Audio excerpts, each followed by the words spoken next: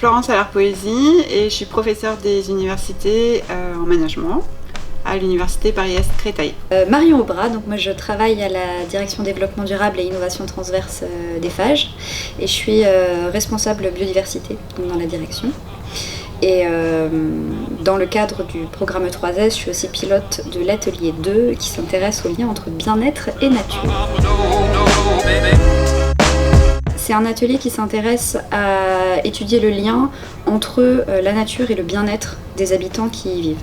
Donc l'idée c'était vraiment d'étudier au travers de questionnaires un peu sociologiques, de voir comment les gens se sentaient en fonction de la présence, de l'absence et de la proximité de nature par rapport à leur lieu d'habitation. Je dirais qu'on a réussi à montrer que toutes les natures ne se valent pas et que certains environnements, on va dire assez sauvages, entre guillemets, des bois, des forêts, de la prairie, ont une influence plus favorable sur le bien-être qu'une nature plus domestiquée comme un parc ou un jardin bien ordonnancé. Il y a eu un premier test où on a fait passer le questionnaire à un certain nombre de personnes qui ont déjà pu montrer un lien important entre bien-être et nature pendant la période du premier confinement, donc c'était assez intéressant à voir. Et lorsqu'on a déployé le questionnaire sur un peu plus de 1000 personnes, par la suite on a retrouvé les mêmes résultats que ce qu'on avait eu effectivement lors de cette première session, ce qui fiabilisait globalement les données et qui fiabilisait vraiment ce lien entre nature et bien-être. Ça serait que nos résultats amènent à Eiffage ou les entreprises de BTP en général à réfléchir sur leurs pratiques d'aménagement et peut-être les infléchir. Comment est-ce qu'on peut utiliser ce résultat-là chez Eiffage, notamment dans nos programmes d'aménagement?